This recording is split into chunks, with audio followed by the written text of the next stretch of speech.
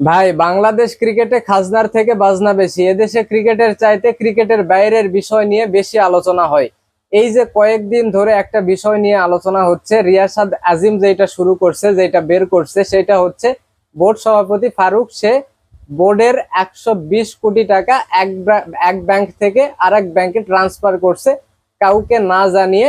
সম্পূর্ণ তার ক্ষমতা প্রয়োগ করে সে আপনার এই টাকাটা ট্রান্সফার করছে। এর পরবর্তীতে এইটা নিয়ে যখন ঘাটাঘাটি হয়, তখন দেখা যায় 120 কোটি না, 250 কোটি টাকা সে ট্রান্সফার করছে।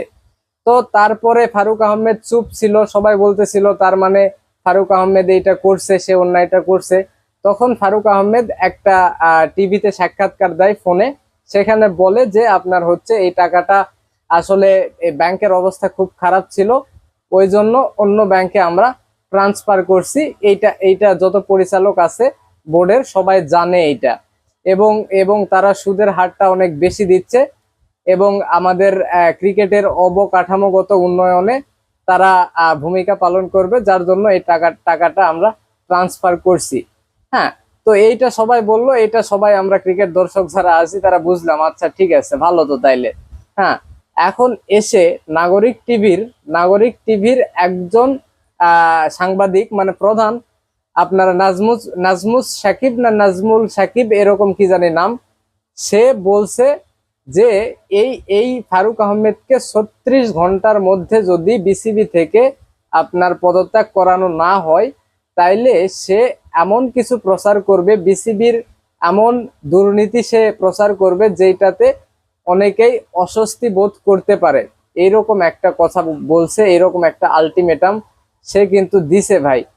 তো এইখান থেকে আসলে বোঝা যাচ্ছে যে ভেতরে অনেক কিছুই চলতেছে। আসলে আমরা যে ফারুক আহমেদের এই কথাটা শুনে বিশ্বাস করছিলাম যে অবকাঠামোগত উন্নয়নে সাহায্য করবে, এবং তারা আপনার হচ্ছে সুদের হারটা বেশি দিচ্ছে তার জন্য ট্রান্সফার করছি, এইটা যে বিশ্বাস করছিলাম, আসলে ঘটনা এটা না, তলে তলে অনেক ঘটনায় আছে।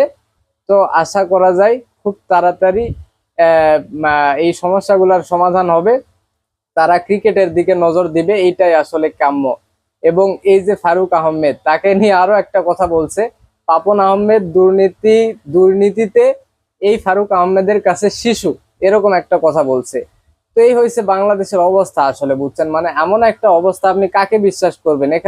এখানে শুধুমাত্র মানে মুখগুলা পাল্টাই, ক্ষমতার মুখ পাল্টাই, কিন্তু আসলে অভ্যাসগুলো একই থাকে।